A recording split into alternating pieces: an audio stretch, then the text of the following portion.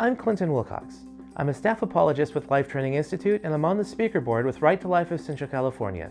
And this is Lifebytes. I'm going to talk to you about a fundamental way that we can argue for a position. This word sounds kind of funny, but it's important to know. That word is syllogism. No, that's not the sound you make when you sneeze. A syllogism is an argument composed of two premises that lead to a conclusion. Often in the abortion debate, you'll hear people dismiss your arguments as merely religious arguments. But this just shows that the person doesn't know how logic works. Arguments cannot be religious or non-religious. Arguments can either be valid or invalid, or sound or unsound. A valid argument is an argument in which the conclusion is implied by the premises.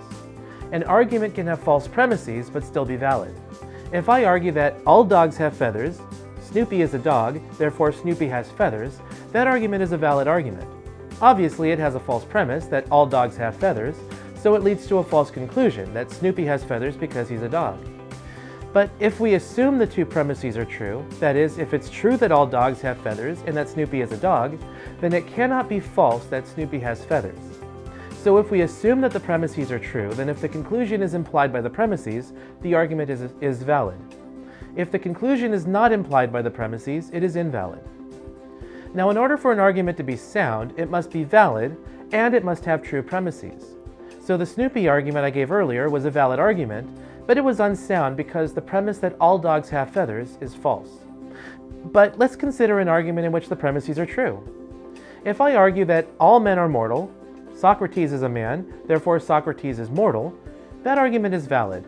If it's true that all men are mortal, and that Socrates is a man, it cannot be false that Socrates is mortal. Now, this argument is also sound because two of its premises are true.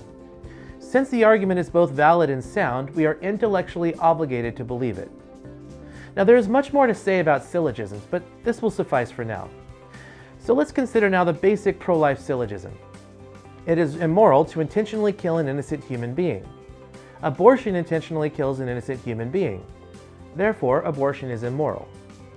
In order for an abortion choice advocate to argue that abortion is morally permissible, they have to respond to our argument. This is why knowing this argument is so important. Most arguments an abortion choice advocate tries to raise in support of abortion will ignore our argument altogether, and many of them will assume what they want to prove without arguing for it. Sticking to our syllogism will help keep our abortion discussions on track without getting off on irrelevant topics. If it's true that abortion is immoral because it intentionally kills an innocent human being, then no amount of demonizing pro-life people or arguing from bad situations will justify abortion. If we can't justify killing an older human being for these reasons, then we can't justify killing an unborn one either.